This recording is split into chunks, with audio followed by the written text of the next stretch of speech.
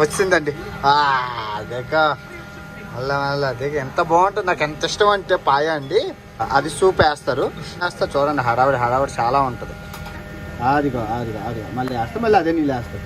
ఇప్పుడు అది వేస్తేనైతే అందులో నీళ్ళు వేస్తేనైతే ఇదైతేనైతే సో మసాలా జ్యూస్ అది వేస్తారు. మసాలా జ్యూస్ రమ్మ మసాలా రమ్మ మసాలా. సో దీన్ని పాయ అంటారండి. మన సైడ్ తలకాయ మాంసం కూర అంటారు కదా, తలకాయ మాంసం సూప్ అనమాట. మనకి హైదరాబాద్ పాత బస్తీలో దొరుకుతుంది. సో కాళ్ళు మీరు చూసారు కదా, లెగ్ పీసులు అనమాట, చాలా బాగుంటాయి.